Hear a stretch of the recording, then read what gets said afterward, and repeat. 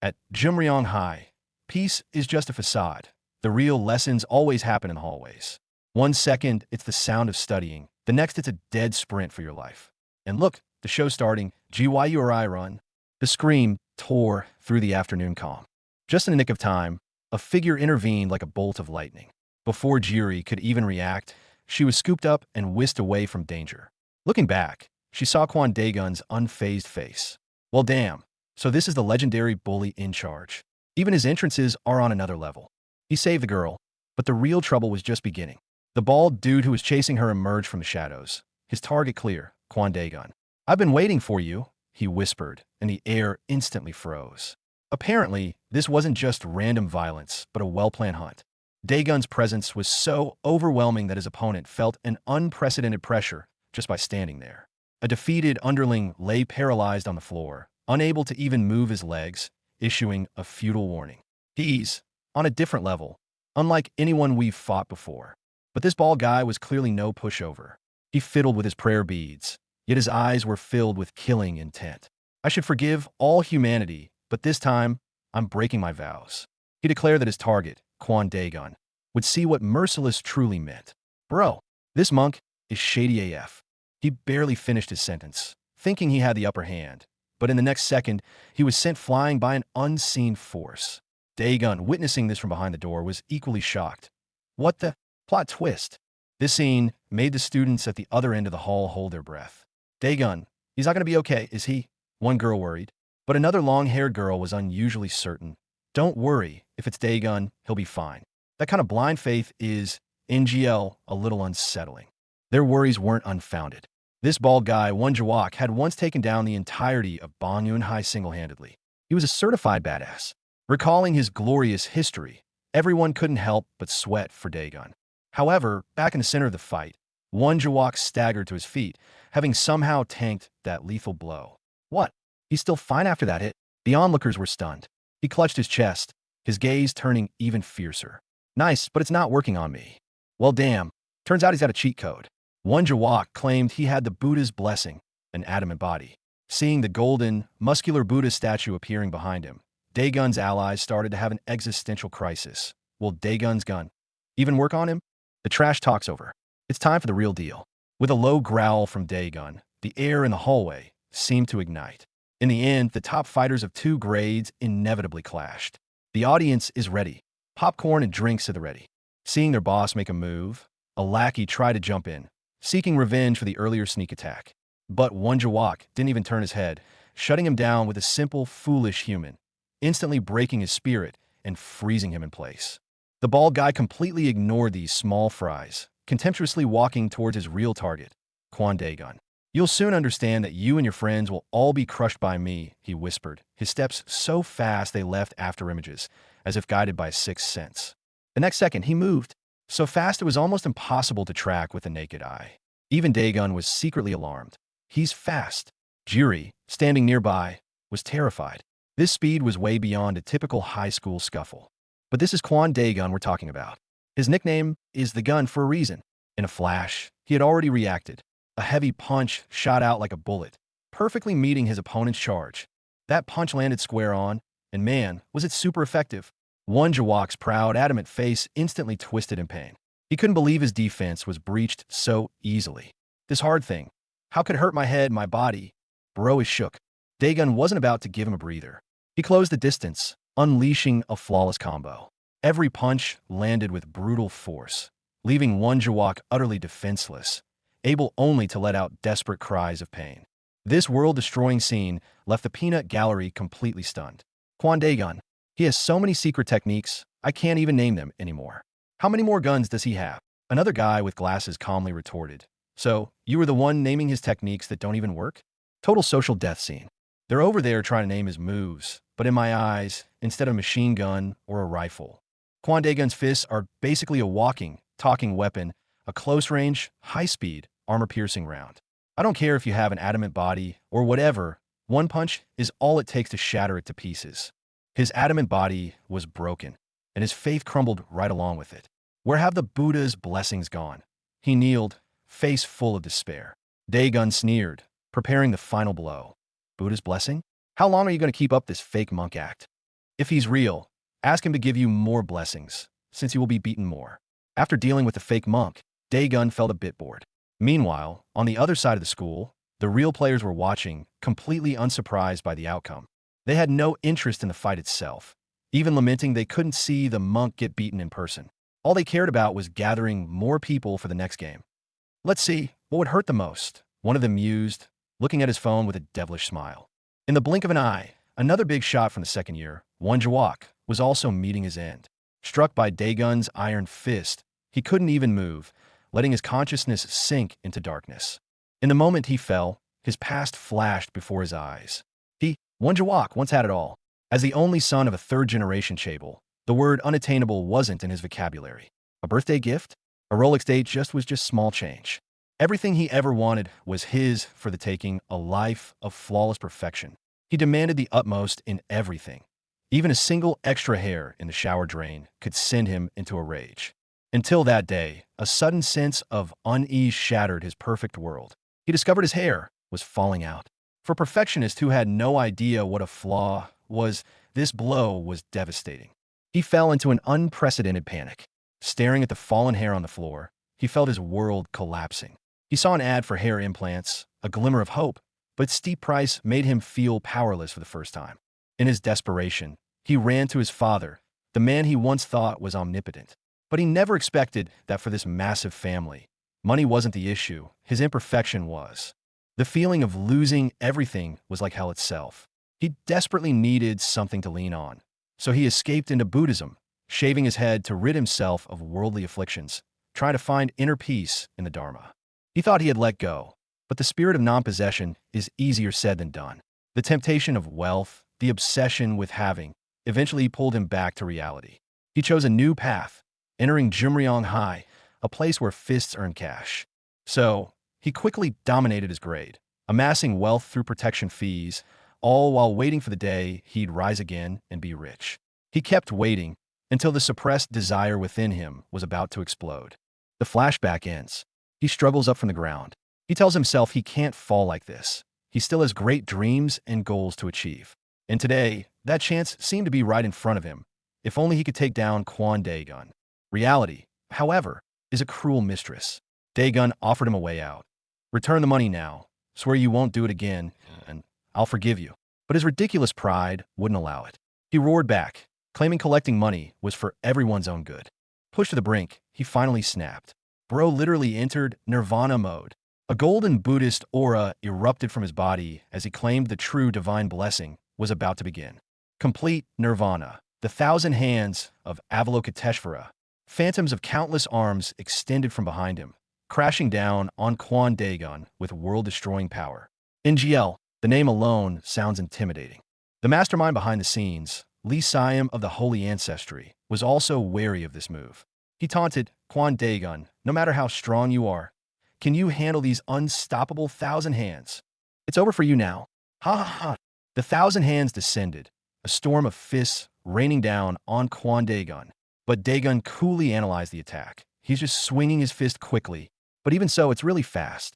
This dude was still spewing his twisted logic with a straight face, claiming he was taking everyone's money to help them achieve non-possession.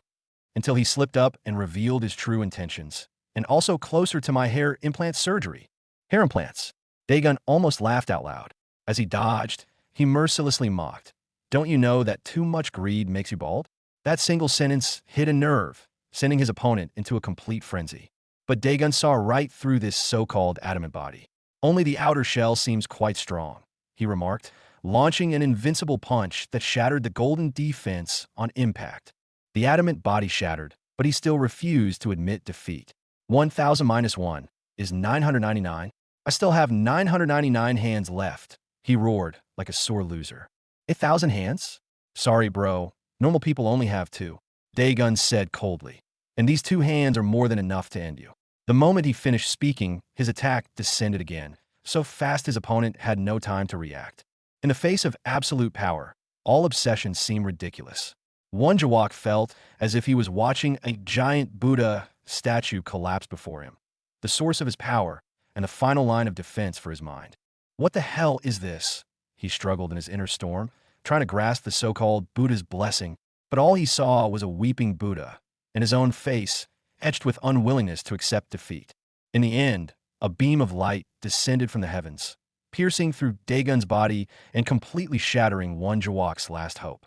In that moment, it seemed even the gods were mourning for this fallen overlord. The second-year middle-of-the-road faction was completely wiped out. When the news reached the masterminds, Lee Siam calmly declared, "The matter with the second years is now over." Kwon Daegun, the new first year, was now unrivaled. Right now, there's no one in Jumryong high stronger than Kwon Daegun. The next target, naturally, is the long-absent third-year boss, Baek Soo-hyuk. And to lure out this big fish, the only bait is his sister, Baek Suzy. Having dealt with Won Jawok, Kwon Daegun's status at Jumryong High is now unparalleled. He's basically a walking bug in the system. Everyone has to steer clear of him. This left Baek Suzy with mixed feelings. She couldn't believe Daegun even won against Won Jawok. Just how strong is this guy? The girls next to her were already fangirling. OMG, he's so cool. Those biceps are crazy. Take me. Meanwhile, the masterminds behind the scenes started making their moves. They found Daegun's allies to discuss how to lure out Baek Soo-hyuk. The plan sounded a bit ridiculous, but also strangely plausible. Their plan was simple. Exploit the fact that Baek Suzy likes Kwon Daegun. All they had to do was create the illusion of Kwon Daegun harassing Baek Suzy, and her overprotective brother, Baek Soo-hyuk, would definitely show up. Speaking of this Baek Soo-hyuk, he's a legend. Last year, Jumryong High and Bongun Vocational High were evenly matched rivals, until an unexpected incident occurred. Baek Soo-hyuk and his 4 executives, just 5 people, wiped out the entire organization allied with Bongun. And the reason he made a move, you might not believe it, was simply because some clueless guy in that organization stalked his sister, Baek Suzy, to her front door. "So, your plan is to have Kwon Daegun wait for Baek Suzy at her front door?" someone asked. "Nah, that's too tame," the planner chuckled. "We need a bigger trigger, which is to have Kwon Daegun go directly into her room." Holy crap, that's a hardcore plan. The plan was set. Meanwhile, at Jumryong High, the atmosphere had changed drastically after the first years took over the second years in a single day. The shift in power had a visible impact. The most obvious change was the long line at the school store. The previously rampant upperclassmen were gone, and everyone could finally shop in peace. The influence of this new power had spread to every corner of the school. Daegun's friends were all talking about it, marveling at how respectful all the students had become towards them. They jokingly called the school War High, and Kwon Daegun was the one and only king of this war. "We're the top dogs in school now, huh?" Daegun said casually, while holding down his slightly overexcited buddy. "What are you so excited about?" The buddy instantly cowered. "Sorry, Daegun, my bad." Someone reminded him that there was still a second-year gang called the Holy Ancestry that hadn't shown up. Daegun scoffed. "They're too scared to even come to school. Saves me the trouble." The topic naturally shifted to the next target, the third-year Baek Soo-hyuk. But he hadn't been to school for days. No one knows where he's except Baek Suzy. "So, do I need to threaten Baek Suzy?" Daegun sneered. His friend quickly advised, "Bro, you'd definitely lose to her." Daegun nodded. "You're right. Looks like brute force is not an option." So, someone came up with a great idea. To celebrate Daegun becoming the new leader, they should have a rooftop barbecue party and invite Baek Suzy. Everyone cheered at the idea, except for Daegun, who looked disgusted, thinking, "This is such a hassle, I don't want to go." Someone suggested alcohol, which hit Daegun's weak spot. Though he's pretending to be a 17-year-old high schooler, he's actually 20, and alcohol is the only comfort in his exhausting life. The thought of barbecue and booze started an intense inner battle. "But I want a drink." Daegun's desire slipped out, only to be pulled back by the reality that we're students, no alcohol allowed. Under the peer pressure of everyone has to come, even the usually aloof Park Jiri said, "I'll go too." In the end, Daegun relented. Night fell, and the party was on. On the rooftop, the aroma of barbecue filled the air. Barbecue parties are the best. Everyone cheered. The task of inviting Baek Suzy naturally fell to the resourceful guy with glasses. "Don't worry, I'll call her over myself," he said with confidence. Daegun stared at the grilling meat, inhaling the aroma, but lamented that as a student he couldn't drink. A nerdy girl came over to chat, saying their shared love for meat was something they had in common, only to be roasted by another girl. That's a bit of a stretch. The atmosphere turned a little awkward. Just then, a red-haired guy volunteered to grill for everyone, claiming it was part of their training. He was cut off mid-sentence by a slap from a girl who yelled, "Hey, open your eyes properly." Looks like this party was destined to be anything but peaceful. In the midst of the chaos, Daegun's gaze was drawn to a box on the table. That Seems like an alcohol bottle, though, he thought. Just then, the nerdy girl offered him a piece of meat, which surprised him and earned a worried look from another girl nearby. Speak of the devil, and she shall appear. Beck Susie actually showed up, looking annoyed. Why did you keep calling me? So annoying. But while her words said, I came because I have no choice, her blushing cheeks betrayed her true feelings. After all, this was an official event for the new leader. The queen couldn't be absent. Turns out, the method to invite her was simple. Just tell her that the nerdy girl she has a rivalry with, Era, was also going, and that Era also likes Daegun. That instantly ignited Susie's competitive spirit. Outwardly, she said she didn't want to go, but inwardly she was screaming, I want to go. The inviter added fuel to the fire. Daegun just happened to be interested in learning English lately. That was the final blow that broke through Susie's defenses. She immediately changed her tune. I'll go. Damn that competitive spirit. But when she arrived, Susie was dumbfounded. Both sides of Daegun were already occupied, and they were sitting so close. The nerdy girl, Era, warmly greeted her and offered her a seat next to her. A war without gunpowder had just begun. Era took out her English book, deliberately showing off in front of Susie. I'm studying English, though you don't know about it. That was it. Susie's temper flared. Inner monologue, what? That girl must be crazy. I'm good at English too, you know. Just then, the organizer suggested a game to liven things up. He prepared 8 drinks, one of which was a special mix. Whoever drank, it was the unlucky one. This childish game managed to slightly ease the tense atmosphere. Congrats to Daegun for being the new leader. Cheers! With that command, everyone downed their drinks in one gulp. It was a test of loyalty and a ceremony to declare the new power structure. Daegun had high expectations, but it turned out to be just a normal drink. He was thoroughly disappointed. Everyone else claimed they were safe, leaving the game's creator baffled. Did he mess it up? However, just as everyone was getting bored, something strange happened. Beck Susie suddenly clutched her head, her face beat red, yelling so hot. Then, with a sudden swing of her arm, she sent Lee Sung-hoon, who had come to check on her, flying. It seems Beck Susie was the one who got the special drink. The kick from that concoction was far stronger than anyone had imagined. Daegun watched calmly as chaos erupted, and everyone else started to panic. Just then, Beck Susie looked at Kwon Daegun with a hazy gaze and said in an unquestionable tone, Come sit beside Nuna, right? Now. This sudden queen-like aura stunned everyone into silence. Alarm bells went off in Daegun's head. He didn't want to get involved in this mess, but Susie's command had an irresistible pull. At the same time, the mastermind Lee Siam looked at the message on his phone and smiled. Mission success, it read. She's totally drunk. Perfect. It turns out, this was all a setup. On the other side, Beck Soo-hyuk's men were already in position, just waiting for the signal to burst in and catch them in the act. Back at the party, Beck Susie was already taking off her clothes, muttering, It's so hot. She even started provoking the nerdy girl next to Daegun. Kwon Daegun, do you like the studious type? Then, she picked up the English book, but instead of words, she recited a list of jujitsu moves, guillotine choke, triangle choke, armbar. Daegun, want to do some jujitsu with me? She issued the challenge. The loser becomes the winner's slave. Though, of course, I'll be the one winning. Faced with this sudden invitation, Daegun replied coldly, Beck Susie, you're dead today. And all of this was being transmitted via a hidden bug to the school chairman's office. A mysterious black-haired woman was monitoring everything. She noticed an unexpected intruder and was hesitating whether to report it. This intruder was none other than the younger brother of Era, the nerdy girl. He had overheard the commotion at the party through the bug, but had no idea about the massive conspiracy behind it all. Back at the party, Beck Susie suddenly fainted. Everyone started suspecting that Lee Sung-hoon had tampered with the drinks. And, speaking of Lee Sung-hoon, he had vanished at some point. Just then, Daegun found the evidence left by Lee Sung-hoon in a storage room, a bottle of dangerous liquid. He calmly picked it up, his heart unflustered. A dangerous liquid like this should be handled by an adult like me. His party was only just getting started.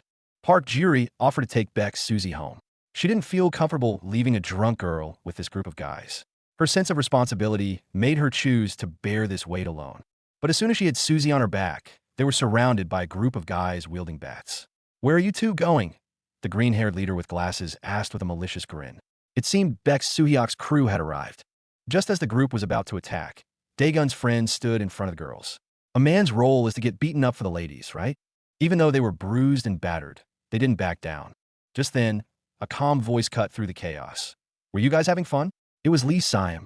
His appearance stunned everyone present, and they started to suspect that Lee Sung-hoon was a traitor working with them. Lee Siam sneered. There's no romance in fighting fair and square. It's just stupid. Whether you hit from the back, gang up, or betray someone, any method that leads to victory is a good one. His twisted logic sent a chill down everyone's spine. Daegun's red-haired companion, Lee Sung-hoon, stepped forward with his expandable baton. "You're right," he said coldly, "but you also have to accept the risk of being attacked yourself." And so, a duel between two masters of the staff was about to begin. Lee Sung-hoon attacked, without hesitation, accurately hitting the guy's face with a piece of grilled meat. "Bring it on. Let's fight and bet our weapons on it." The enraged green-haired guy accepted the challenge. So Lee Sung-hoon went to fight the green-haired guy one-on-one, while Lee Si-am commanded his men. "You guys go kill Kwon Daegun. Don't think of him as human. Think of it as hitting a beast." On the other side, Daegun's friends moved quickly to protect the three girls. Kwon Daegun stood alone, surrounded by more than 10 armed enemies. But he showed no fear, calmly stating, "As long as you guys aren't stupid, you will focus only on me." This composure put an unprecedented amount of pressure on his opponents. "There's something you misjudged," Daegun said as he took off his jacket. "To gang up on me with weapons, it's good that you try. But the strength of my fist changes according to my opponent's way." His enemies laughed at his bluff, unaware of what they were about to face. "I know." Facing the siege of over a dozen people, Daegun only said 2 words. "That's why I won't go easy." The next second, he moved so fast only after images remained, taking down several people in an instant. The enemies discovered in horror that although they had numbers, being packed so tightly made it impossible to swing their weapons effectively. This played right into Daegun's hands. "How can you swing your weapons when you're all bunched up like that?" Daegun's voice echoed through the crowd like the whisper of the Grim Reaper. Every punch, every kick was accompanied by the sound of breaking bones and blood-curdling screams. It was a one-sided slaughter. Daegun moved through the crowd as if it were empty space. The so-called holy ancestry were nothing but lambs to the slaughter before him. Meanwhile, the duel between Lee Sung-hoon and the green-haired guy had reached its climax. Pushed to the corner, Green-hair swung his weapon wildly, but Sung-hoon just calmly dodged, seemingly analyzing something. "I figure it out now," Sung-hoon suddenly chuckled. "Your movements, and whether this bat is genuine or not." He claimed he was just doing some product testing, a statement that completely enraged the green-haired guy. The green-haired guy roared and charged again, only to find that Sung-hoon had vanished. The next second, excruciating pain shot through his body as he was brutally struck by Sung-hoon's baton. He disappeared again. The green-haired guy realized in terror that he couldn't keep up with his opponent's speed at all. He even began to wonder if the reason he couldn't see him was because, "Have you noticed? You've got a lot of grease on your left side." Sung-hoon's voice came from behind him. "That's why I keep being on your left." By the time the green-haired guy learned the truth, it was too late. Sung-hoon's two-handed rods were already raining down on him. Defeated, the green-haired guy tried to grab the nearby Jiri as a hostage for one last desperate struggle. But he never expected that this seemingly weak girl was not to be messed with either. With a beautiful roundhouse kick, Jiri sent him flying. She looked down at him coldly, her eyes filled with disdain. "Do you think I'm weak because I'm a girl?" Jiri said, grabbing a wooden stick and charging into the crowd that was still attacking Daegun. She had to help Daegun. She couldn't just stand by any longer. Watching this touching friendship, the mastermind Lee Si-am just sneered, "Such cute little puppies. Your friendship is making me cry." His sarcasm added a touch of tragedy to the already chaotic battle. But Jiri's resistance didn't last long. She was soon knocked to the ground. Even so, she struggled back to her feet and furiously questioned, "Do you think I'm weak because I'm a girl? You loser." Her tenacity moved everyone who saw it. Just then, Lee Sung-hoon finished off his opponent and acquired a new weapon, a +18 strength aluminum bat. "From now on, I'm your owner," he told the green-haired guy on the ground. Then, he looked over to Daegun's side, ready to end this farce. He couldn't get enough of his new bat, even taking a moment to check on the terrified era. "It's light and handles well. The sensitivity is good," he commented, as if he had just been test driving a product, not fighting for his life. At the same time, Daegun had also finished clearing out the grunts. His swift and precise attacks left his enemies utterly defenseless, trembling at his feet. Only one enemy remained, the guy who had held Era hostage with a knife earlier.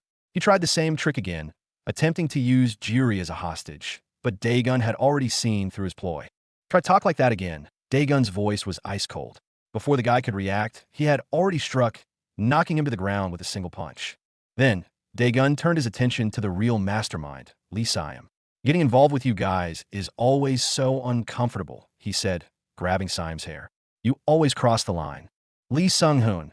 Daegun called out his companion's name coldly. Explain. Startled, Sung-hoon raised his hands nervously. Let's calm down first, Daegun. It's not what you think it was. It turns out, Lee Sung-hoon was a double agent. He pretended to cooperate with Lee Siam to gain his trust. His original plan was to get Daegun drunk, let Siam's men launch a surprise attack, and then turn on them. But he never expected Baek Suzy to drink that cup. Although the misunderstanding was cleared up, Daegun still warned Sung-hoon. If you put me in a baffling situation like this again, you'll end up lying down just like him. Sung-hoon immediately stood at attention and saluted. Yes, sir. The farce was over, and the only remaining problem was what to do with the passed-out Baek Suzy. Without a word, Daegun swept her up in a princess carry, ready to take her home. This sudden move left everyone present with their jaws on the floor. Just then, Baek Suzy's childhood friend, Jiziak, appeared. He wanted to take Suzy from Daegun's arms, but Daegun coldly refused. No. His words carried an authority that couldn't be questioned. Daegun told Jiziak that Suzy is a bad drunk, violent, and difficult, and that he should stay out of it. Although Jiziak was worried, he was powerless to argue, and could only watch as Daegun carried away his childhood friend. What did I say?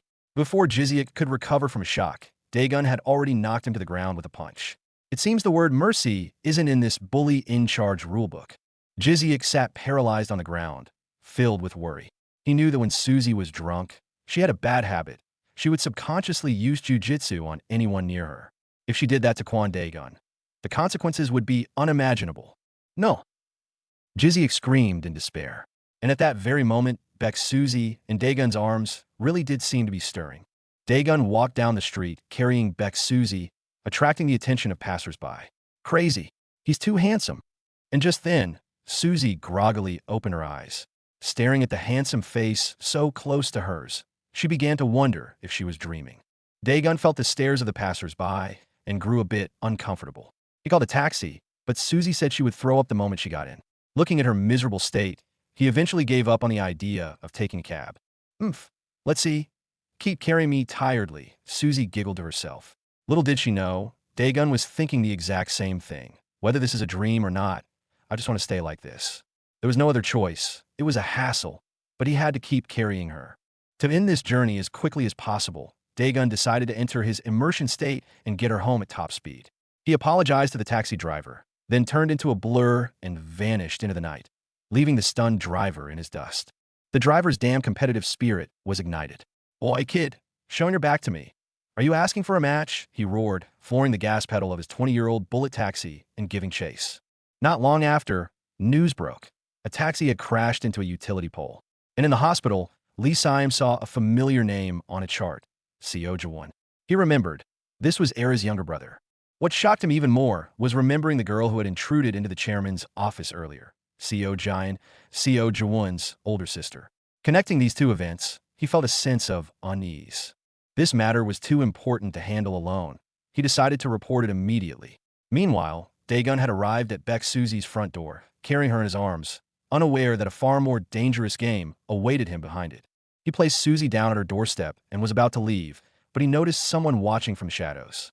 A mysterious figure peeked out from the corner of the staircase, seemingly waiting for something. Baek Suzy, wake up. We're at your home now, Daegun called out. But she whined that she couldn't walk and would throw up if she didn't get to her bed right away. Despite his look of disgust, Daegun carried her into the bedroom. He placed her on the bed and turned to leave. Nothing will happen if I just go, right? He thought. He really didn't want any more trouble. But just as he turned, Baek Suzy suddenly hugged him from behind. You. Daegun was startled. What else? Jiu-jitsu.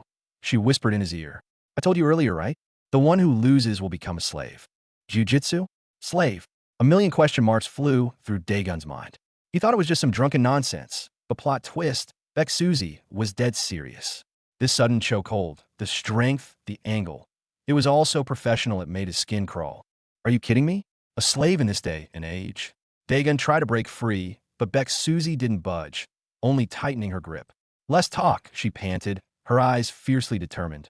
Right now, I need to show you who's in charge. Her knee pressed down hard on his stomach, a move called knee on belly. Bro, the pressure almost knocked the wind out of him. A sharp pain shot through him, and Daegun realized this was no longer a game. To him, Baek Suzy's smile was pure provocation. It hurts, doesn't it? You won't last long like this. The only way to escape is to overpower me. Daegun gritted his teeth, with only one thought in his mind. No more messing around. I have to end this, and fast. However, Baek-suzi's technique was textbook perfect. Every attempt Daegun made to resist was effortlessly neutralized, and he even got clocked for his troubles. Riding on top of him, she skillfully adjusted her position, a hint of mockery in her voice. Nice try. You know, little something. But it's too simple. Daegun's heart skipped a beat. Did I underestimate her too much? Her grip, her strength, and that suffocatingly close pressure that left no gaps. It was all ridiculously strong. He stopped his pointless struggling and started to analyze calmly. All right then, time for me to get serious too. In jiu-jitsu, there's a technique called the bridge, which uses core strength to lift an opponent and create space. And Daegun, the former dropout part-timer, had been training like a madman for his exam. His core strength was far beyond ordinary. Just as Baek-suzi thought she had it in the bag, she felt an immense force from below. This guy's back strength, how is it so strong? Daegun's core strength erupted, creating an opening in an instant. Baek-suzi made a fatal mistake. Feeling threatened, she instinctively hugged tighter. And in that split second, when she tightened her grip, leaving no hand on the ground for support, Daegun seized the opportunity. A perfect sweep. In the blink of an eye, the tables had turned. Daegun moved from a lower position to a higher one, pinning Baek-suzi firmly beneath him. He looked down at her, sweat dripping from his cheek, a confident smirk playing on his lips. So, should we say I won? Lying on the floor, flushed and breathless, Baek-suzi's eyes were wide with shock and disbelief. And just as Daegun and Suzi's battle came to an end, on another front, Seo Jin made an unexpected discovery at the hospital. She ran into a boy from her school, who looked flustered, hastily mentioned his father had breast cancer, and then bolted. Seo Jin stood there, stunned. Men can get breast cancer? Plot twist. The moment the boy left, he was on the phone. He reported to a Miss Siam on the other end, saying he suspected Seo Jin was a disguised admission, likely targeting the chairman. A conspiracy against Seo Jin seems to be quietly unfolding. Meanwhile, in another part of the city, a deeper darkness was brewing. A certain CEO Park, accompanied by his confidant, arrived at a place marked restricted area. His companion teased him about his relationship with his female secretary, creating a weird and suggestive atmosphere. What you're about to see is a completely different world, the guide said mysteriously. CEO Park claimed to be nervous, but he was filled with curiosity. Little did he know, he was about to step into a literal hell on earth. This is a playground only for the chosen, the guide explained. Pure masculinity, a struggle solely for victory, a disregard for all rules. Before he could finish, the sickening thud of fists meeting flesh and screams echoed from below. CEO Park peeked over and was instantly scared out of his wits. A player who was about to fight was being beaten to a pulp, yet the attacker looked completely indifferent. The guide casually dismissed it as an appetizer, saying this kind of thing happens sometimes. A cold sweat trickled down CEO Park's back. He was starting to realize this place operated on the most primitive law of the jungle. Next, they arrived at a heavy iron door. "This is my player's waiting room," the guide said with a smile. CEO Park swallowed nervously. From the darkness behind the door, a pair of glowing eyes seemed to be staring intently at them. Behind the door, inside a cage, was a lion, but CEO Park's terror wasn't directed at the beast. He pointed a trembling finger deeper into the cage. "Teach, there's a person in there?" The guy just chuckled. "Ho ho, what are you talking about?" That smile was more terrifying than the lion in the cage. Just then, a boy in a school uniform approached respectfully, greeting the man next to CEO Park as chairman. His name was Ham Sunjin, a third-year errand boy from Jumryong High. A high school student in a place like this? Everything about the situation was screaming weird. The chairman seemed very familiar with Ham Sunjin and sent him off on an errand. Then, he turned to CEO Park and said, "I'm sure I told you, right? The next player up is a student from my school." As he spoke, Sunjin walked towards that very door, the one holding the lion. What emerged from behind the door was a man with the build of a beast. This was Baek-suzi. On the other side of things, Kwon Daegun was also being led into the depths of this underworld. He knocked on a door, and inside sat the same man in the suit who was with the chairman earlier. So he was CEO Kim. CEO Kim and the chairman greeted each other warmly, and Kim asked about the chairman's player. Daegun stood with his head down, silent, while the chairman laughed it off, saying the player was currently absent. A game of tacit deception was playing out. Daegun's true identity was apparently a secret not to be spoken. Facing these underworld monsters, Daegun's mind drifted back to the jiu-jitsu lesson from a short while ago. He remembered the suffocating pressure of being pinned by Baek Suzy. Her every breath felt like a declaration of victory, making it almost impossible for him to breathe. He had thought she was just bluffing until he was pinned down, unable to move, and realized how wrong he was. This woman, why is she so strong? The thought echoed repeatedly in his mind. He remembered her relentless attacks and how he could only block them with raw street fighting instinct. Suzy must have been surprised too. This guy, he doesn't know jujitsu, so how is he blocking so well? She didn't know that Daegun's talent for fighting was etched into his very bones. In his memory, he recalled being completely overpowered. Baek Suzy let out a sigh of relief, thinking she had finally caught him. In that moment, he truly tasted defeat. But the outcome of a jiu-jitsu match doesn't decide everything. And so, after losing on a technicality, Daegun chose to cheat. He grabbed a nearby blanket and used it as handcuffs. Baek Suzy was shocked and furious. This is cheating. Daegun, however, looked unbothered. So what? NGL, that was a major social death moment for her. Before Baek Suzy could react, Daegun had thrown the blanket completely over her. Darkness enveloped her, and a strange sense of panic washed over her. Wait. What are you doing? Her screams were filled with embarrassment and alarm. Just stay still a bit, Daegun said as he wrapped her up like a human burrito. If I don't do this, this will never end, he thought. Once she was secured, he stood up and left without a second glance. I'll go for real now, leaving only a struggling Baek Suzy behind on the bed. Daegun walked out of the apartment, sweating and feeling inexplicably tired. What he didn't know was that the moment he stepped out the door, a camera lens in the shadows was aimed right at him. Click! His perfect exit photo was captured by a mysterious figure. That photo was quickly sent to someone's phone. In a car, a heavily muscled man was about to leave when his phone suddenly buzzed. He picked it up to see an anonymous message with an attached picture. Daegun standing at Baek Suzy's front door. His pupils constricted. Suyak, let's not jump to conclusions, his companion advised. The source is a bit obscure. We don't know who the man in the picture is or what the situation was. But the man called Suyak already had an ice-cold look in his eyes. I'll go investigate it soon, Baek Suyak said, his voice devoid of emotion. He crushed the phone screen in his hand, his eyes as fierce as a provoked lion. How soon is soon? Right now. He commanded, go investigate. This was him, the leader of Jumryong High, the third-year Baek Suyak. And just like that, summer arrived and season 2 began.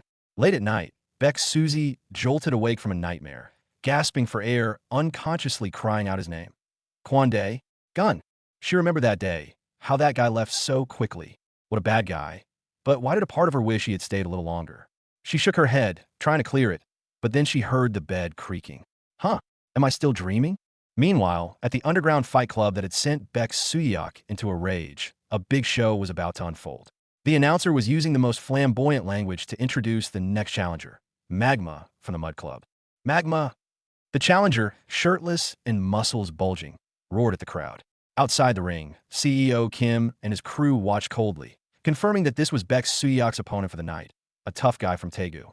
Magma soaked in the cheers while the announcer moved on to his opponent. The fear of the Colosseum, the king of beasts. The over-the-top titles made Magma scoff. Then, the announcer bellowed, let the Lion King enter. From the shadows, a lion slowly emerged, its presence so powerful it was suffocating. Magma froze. A lion? Then he sneered. What an over-the-top gimmick. After all, it's just a fucking human. As soon as the words left his mouth, a man with an even more oppressive aura than a lion appeared before him. Baek Suyak. We're in big trouble. Outside the ring, Ham Sun-jin stared at the photo of Daegun and Suzy on his phone, deeply worried. He knew that because of his sister's problem, Baek Suyak was completely unhinged right now. It would be hard for anyone to stay rational after seeing a photo like that, especially if you're Baek Suyak. Despite that, Ham Sun-jin tried to make a last-ditch effort. Just trust me. He ran to negotiate with the announcer, hoping to give some precautionary warnings. However, before he could finish his sentence, Baek Suyak had already shot out like a cannonball. He's fast. CEO Kim's pupils contracted from the sidelines. But he knew Baek Suyak's opponent was no pushover. However, at this moment, Suyak's heart was filled with nothing but rage. His fighting instincts had completely overtaken his reason. Kaboom! With a massive thud, Magma took a solid punch. The spectators were stunned. That punch had to have hurt. Yet, Baek Suyak's expression didn't even flicker. He was terrifyingly calm. What's with this bastard? Magma was dazed. He roared and fought back. only to find his opponent wasn't even defending himself. CEO Kim smirked from the sidelines. Ha! It seems your player is not in good condition. In this world, you win some, you lose some. CEO Kim could see it clearly. Baek Suyak's opponent was strong, but his mind wasn't in the fight at all. He was just taking every punch to the face. Oi, oi, what are you doing, you bastard? Block this properly. Magma roared in frustration. He felt like he was being humiliated. This bastard. Are you kidding me right now? Magma was completely enraged. He grabbed Baek Suyak by the collar. Do you think I'm here to punch a sandbag? He felt his pride being trampled like never before. Baek Suyak finally spoke, his voice as cold as ice. I don't know what you're fighting for here. I heard you can fight to the death. He grabbed a handful of Magma's hair, his eyes filled with killing intent. So, if you want to live, fight properly. This sudden shift in aura caught Magma completely off guard. Before he could even react, he was thrown to the ground by an immense force. The man who was just seething with rage now had a face filled with nothing but shock and fear. The chairman began his commentary from the sidelines. In the old Roman Empire, they put lions and humans to fight in the Colosseum. It's either eat or be eaten. Between a lion and a human, who do you think will win? The answer was obvious. Magma realized he'd been careless. He struggled to his feet, ready to fight for real. Great! Baek Suyak's eyes were devoid of any emotion. Then, from now on, I'll unreservedly kill you. The real fight began. Baek Suyak's attacks were like a furious storm, each punch carrying destructive power. The strength and technique Magma prided himself on seemed so fragile in front of the Lion King. Another unreserved strike. Baek Suyak's attacks were like a furious storm, each punch carrying destructive power. The strength and technique Magma prided himself on seemed so fragile in front of the Lion King. Baek Suyak's hand clamped over his mouth and nose like an iron vice. Wait, I can't breathe. Magma's consciousness began to fade. For the first time, the fear of death enveloped him with terrifying reality. The chairman continued his commentary. For humans, a lion's attack is a fatal blow. In the Colosseum, they don't expect the gladiators to win. They're just there to watch a lion hunt for entertainment. And here, Magma was the gladiator being hunted. Magma finally understood. He asked Baek Suyak why he was here. Suyak just stared at him coldly, as if looking at a dead man. Magma thought of his cute younger sister. For her, he could do anything. But now, he couldn't even save his own life.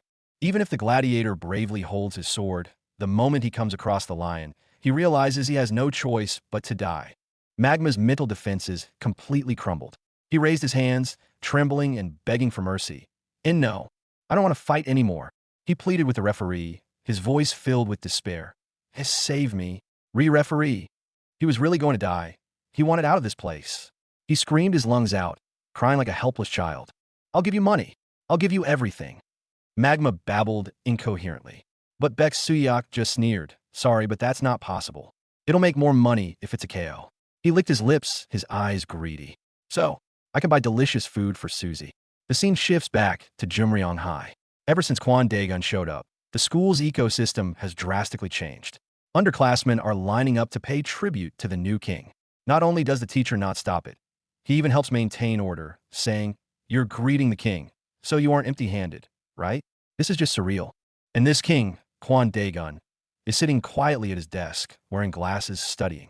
He ignores the surrounding chaos until someone blocks his light. He slowly turns his head, his gaze icy. Don't you see that I'm studying?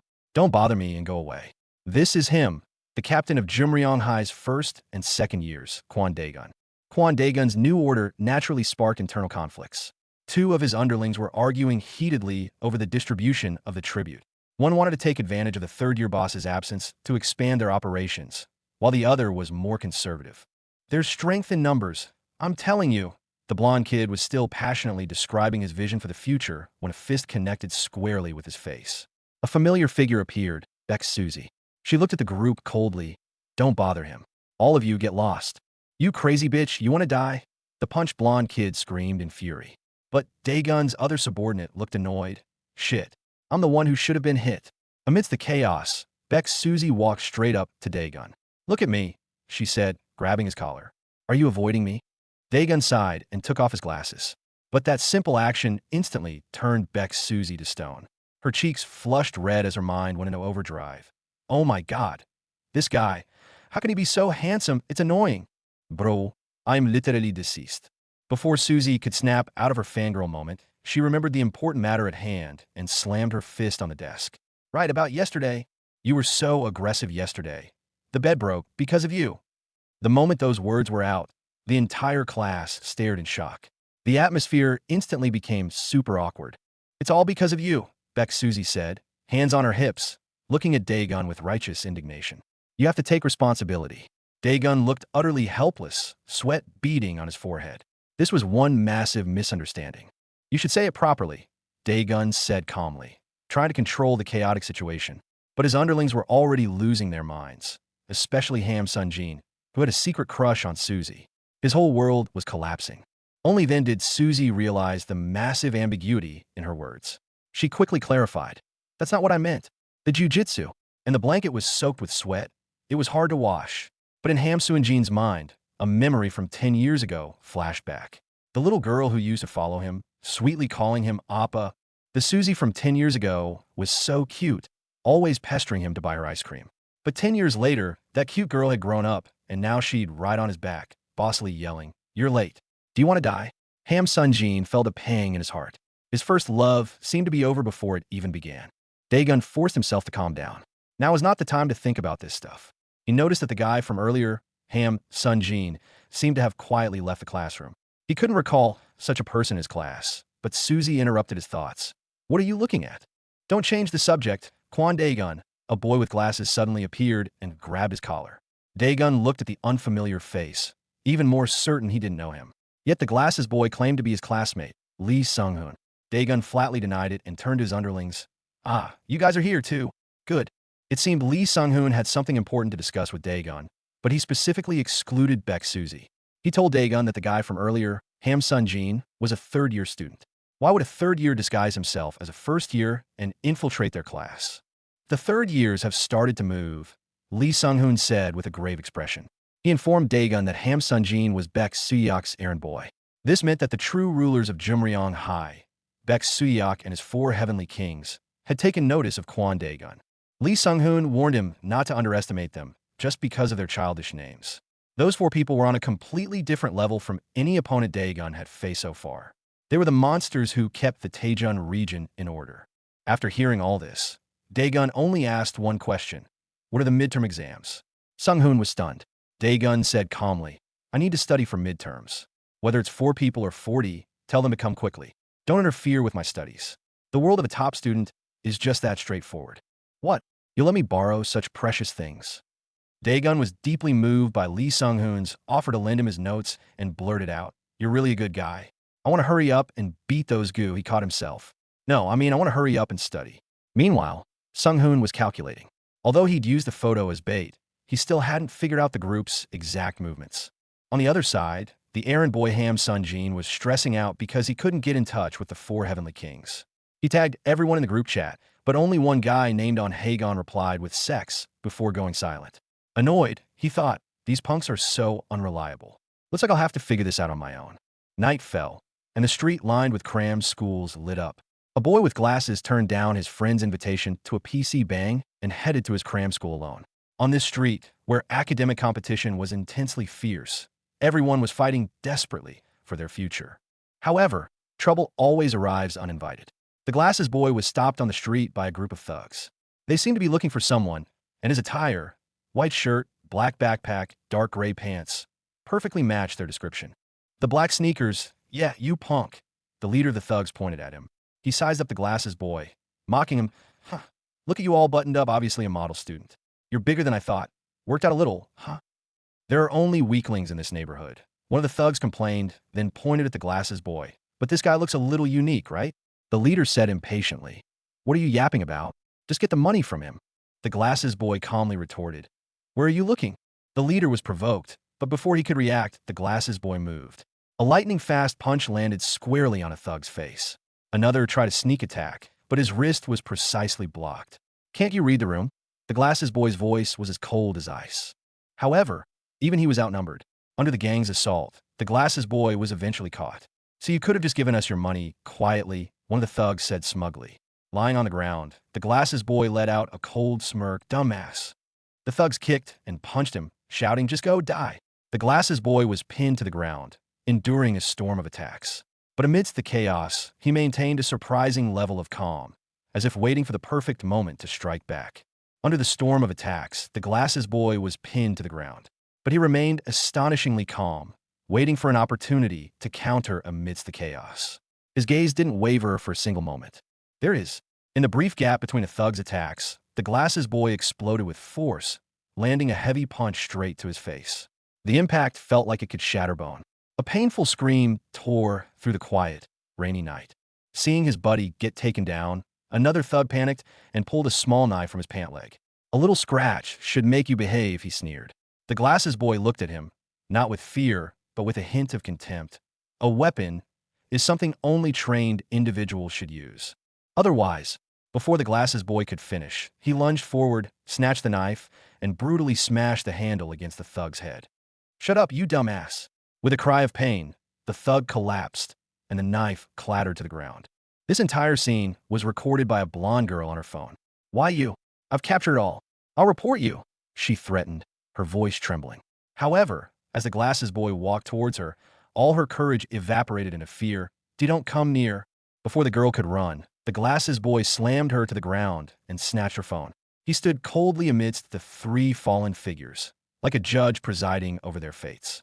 Just as he was about to delete the video, he sensed someone behind him. Without turning, he whispered, "Come out." From the shadows, a figure emerged with a laugh. "Humph, you caught me." It was Ham Sun-jin. He angrily demanded of the glasses boy, "Why are you here?" It turns out this glasses boy was also a third year from Jumryong High, one of the four heavenly kings, Hanambe. Ham Sun-jin had come to ask for his help against the first year, Kwon Daegun, but Hanambe had zero interest in school affairs. "Mind your own business," he said. "What? That's school business." Ham Sun-jin panicked. But Hanambe cut him off coldly, stating that he was temporarily in charge of Jumryong High in Baek Suyak's absence. He warned Sun-jin not to come looking for him again. "I don't want to use the pencil case on you." Hanambe's tone was laced with threat. Ham Sun-jin trembled with rage, but was helpless. He could only run off, shouting, "I'll not forget about this." Hanambe didn't even turn his head. After being rejected, Ham Sun-jin fell deep into thought. He knew the other three kings were uncontrollable beasts, but the situation was urgent, and he had no other choice. He took out his phone and dialed another number. He was sure of this person's skills. The call connected. A man with a bruised face was being stepped on. He struggled to sit up and answered the phone impatiently. "Hello? I'm busy. Why do you keep contacting me?" After a pause, he changed his tone. "Huh? Forget that. Just send me his name and his class." This man was another of the four heavenly kings on Hagon. He grinned, his eyes filled with cruelty and confidence. "Also, I'm not sure how much I can hit him, though." The hunt for Kwon Daegun had officially begun. A few days later, at the school convenience store, one of Daegun's underlings, a chubby kid, was swaggering around, cutting in line to buy bread and making another lackey pay for him. Ever since Daegun took over, his cronies had been living the high life. "Who's that Ajusi? Did he just cut in line?" Two girls gossiped. "What Ajusi? He's a first year." "What? First grade? No way." Little did they know, at Jumryong High now, even the third years were afraid of the first years, because they were part of the Kwon Daegun group. At the mention of his name, the girls' eyes lit up. "You mean that Kwon Daegun who's so handsome it's criminal? I heard he's rude and cruel. But if you look closely, he's even cute." Kwon Daegun had already become a school legend. Rumors about Kwon Daegun had spread throughout the entire school. His alleged affair with Baek Suzy, his defeat of the second years. Some even said he was staging a mutiny. The entire Jumryong High was in turmoil because of this one first-year rookie. These rumors also reached the ears of the third years. They started investigating this rookie named Kwon Daegun and unexpectedly discovered that there seemed to be another hidden powerhouse among the third years, nicknamed Chunsim. "Chunsim? That name is ridiculous," a red-haired guy said dismissively. But the others reminded him that the name wasn't the point. The point was that this person was strong. However, none of them knew anything about this Chunsim. The third years felt an unprecedented sense of crisis. Baek Suyak was gone. The four heavenly kings were unreachable, and now the only person in the school they could possibly rely on seemed to be this mysterious Chunsim. And so, a boy rushed to find Chunsim for help, hoping he would deal with that lawless first year, Kwon Daegun. Little did he know, the person he was looking for and the person he wanted to take down were one and the same. This legendary Chunsim turned out to be a cute girl named Oh Chunsim. She was sitting on her desk, completely absorbed in a puzzle game on her phone. She seemed rather absent-minded about the boy's plea for help. "Oh yeah, cleared," she celebrated excitedly, then casually asked, "So, in conclusion, you want me to call over the four heavenly kings? You can just tell Bex Suyak about this, though." The boy replied helplessly that they were all unreachable. Hearing that the four heavenly kings were also busy, Chunsim was shocked. She realized the gravity of the situation and decided to go meet this Kwon Daegun guy herself. However, one of her underlings felt that this Chunsim character could be a dangerous person. Meanwhile, Daegun's underlings were also discussing this Chunsim. They thought the nickname was childish, but anyone who could mobilize the four heavenly kings was definitely no ordinary person. Just then, a girl with pigtails appeared before them, and she was none other than the legendary Oh Chunsim. "Are you Kwon Daegun?" Oh Chunsim got straight to the point, with a hint of provocation. "Well, you're a little cute. I'm Chunsim, a third year. Come follow me." Daegun stared at her, expressionless and silent. Chunsim flew into a rage. "Are you ignoring me?" Daegun finally spoke. "All right then, let's go outside." Staring up at his towering figure, Chunsim suddenly felt a bit nervous. He's so big. The atmosphere between them instantly became delicate. Once outside, Chunsim immediately put on her senior airs. "You talk so impolitely. I'm a third year, you know. Believe it or not, I'll hit you." Daegun replied flatly, "But I'm 20 though." And with that, the conversation was officially dead. Chunsim stomped her foot in anger, clenched her fist, and actually swung at Daegun. The punch, however, had the force of a gentle tickle. "See, what did I say? I told you I'd hit you, right?" she declared triumphantly, completely missing the all-knowing look on Daegun's face. Daegun looked at this girl, who was yapping like a chihuahua, and felt a bit sorry for her. He suddenly grabbed her hand. "Let's stop here for today." Chunsim froze. "Where are you going?" "I still have something to talk about," Daegun said, pulling her along. Chunsim's face flushed and her heart raced. What talk? FYI, I don't like younger people. Maybe." Her flustered state was witnessed by a mother and child on the roadside. "The four heavenly kings. I heard you know them well." Daegun finally revealed his purpose. "Tell them to stop waiting and just come here." At that moment, a strange, burly man appeared before them, glaring at Daegun with hostile eyes. The newcomer was one of Daegun's own underlings, Gu Sunghwa. He told Daegun that they had learned from their last mistake and had prepared a technique more destructive than any other. A group of boys in blue tracksuits began to close in on Daegun. Their new move was a group attack resembling a human cannonball. Several people would work together to launch a teammate, using the momentum to crash into the opponent. Watching this ridiculous scene, Daegun calmly said to Chunsim, "You need to dodge that." The human cannonball came hurtling towards him, but Daegun didn't even blink. With a simple sidestep, he let the cannonball crash into the ground. Gu Sunghwa was in shock.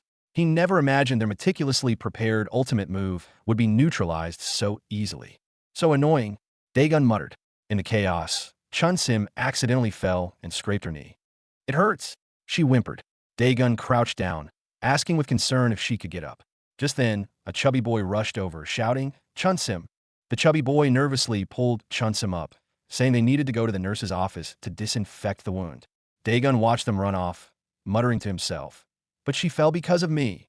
He suddenly remembered something and shouted after them, "Disinfection is urgent, so bye." The swift change in his attitude was baffling. After sending Chunsim off, Daegun turned around, his expression instantly darkening. He stepped on the chest of Gu Sunghwa, who was still playing dead. "Hey, Gu Sunghwa, it's because of you. Do you want to die?" He then ordered everyone to come over and put their heads to the ground. Just as Daegun was enforcing discipline, a red-haired man appeared. He licked his lips, his eyes like a predator sizing up prey. "I thought I was just here to scold a rude first year. But that stare? That's a delicious one." A teacher, drawn by the commotion, came over and pointed angrily at the red-haired man. "You brat. These days you don't even come to SCO." Before he could finish, the teacher was sent flying by a single punch. The red-haired man's strength was far beyond anyone's imagination. The knocked-out teacher didn't wake up until it was dark, with no memory of what had happened. As for Daegun, he left school late because of that pervert-like Gu Sunghwa's pestering. He didn't expect Sunghwa to actually wait until school ended, just to give him a crucial piece of intel about the four heavenly kings. The information Gu Sunghwa had was something he had to hear. Although Daegun found it annoying, he listened patiently. He hadn't expected Sunghwa to actually wait until after school just to tell him this. Walking home, Daegun replayed the day's events in his mind.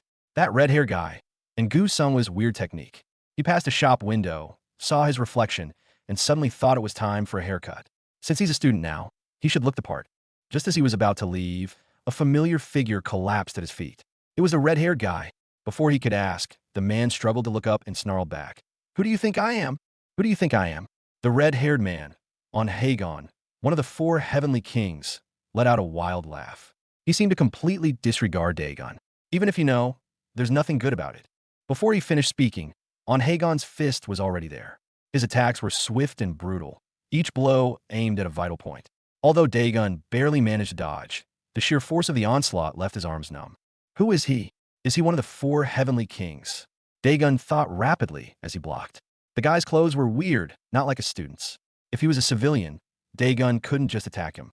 But judging by the murderous vigor radiating from him, he was definitely bad news. Whatever, Daegun decided to stop hesitating. Against an opponent of this caliber, any hesitation could be fatal. He focused his mind, preparing for a truly vicious fight. Meanwhile, Daegun's subordinate, Lee Sung-hoon, ran into Gu Sunghwa. He found it strange that Sunghwa was punishing his men because he knew Daegun wasn't that kind of person. He started to suspect that Sunghwa had an ulterior motive. But why are you standing? Sung-hoon questioned Sunghwa. With a furious look, Sunghwa said that standing still was a punishment for him because Daegun only made him waste time instead of letting him train his core like the others. He felt humiliated. It turned out that what Gu Sunghwa had told Daegun earlier was intel about the four heavenly kings. He said that rumors about the king's cruelty were spreading, and that these rumors were likely started by someone from within their own group. Gu Sunghwa believed that the one spreading the rumors was on Hagon, because on Hagon was the local powerhouse of the Third Years and had always coveted Baek Suyak's position. He wanted to use the rumors to destabilize Suyak's rule. And at this very moment, on Hagon had found Gu Sunghwa's training ground. Like a king, he looked down on the group from above, mocking them. Are you playing house? On Hagon's underling, a guy named Oh Sadak stepped forward to try and control the situation. But on Hagon just smirked contemptuously. Your name is nice. His presence completely dominated everyone there. On Hagon told them this was the underground, not school. He was going to show them what a true underground fight looked like. Provoked, Osadak attacked first, but he didn't expect on Hagon to be a southpaw. Caught off guard, Osadak was brutally beaten by on Hagon, completely powerless to fight back. His every attack was dodged by Hagon with a strange, fluid movement. What's that evasion? Gu Sunghwa and his companion watched, stunned. They had never seen such bizarre footwork. On Hagon sneered internally. Was that flabby movement actually helpful for evasion? On Hagon thought he was being mocked and flew into a rage. Stop wiggling like a worm. Yusti. He threw an overhand hook. However, the one he was facing was the terrifyingly calm Kwon Daegun. Not only did Daegun dodge the attack, he seamlessly launched a counter. A series of combination punches left on Hagon completely defenseless. Hagon collapsed to the ground in pain, feeling a humiliation and agony like never before. Sorry, my bad. That must hurt. Daegun looked down at him and made a pun with his name, Osadak. At this point, just change your name to Orthodox. His companions were stunned, never expecting Daegun to have such a sharp tongue. Gu Sunghwa and his companion rushed forward, trying to stop this farce. But on Hagon suddenly struggled to his feet and stopped them.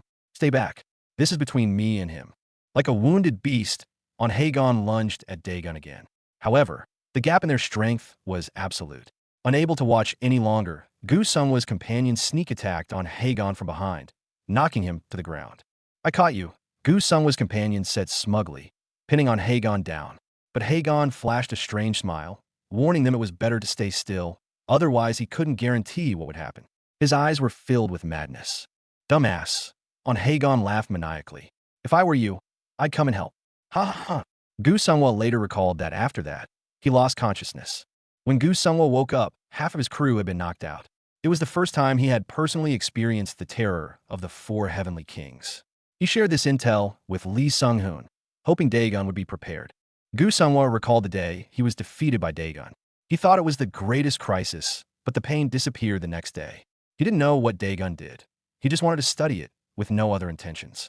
After hearing the story, Lee Sung-hoon felt that Gu Sunghwa just wanted to support Daegun. He knew that on Hagon, also known as Anaconda, was strong and brutal. No matter how powerful Daegun was, this time it wouldn't be easy. Back to the present battlefield. Daegun's hand rested on Hagon's head.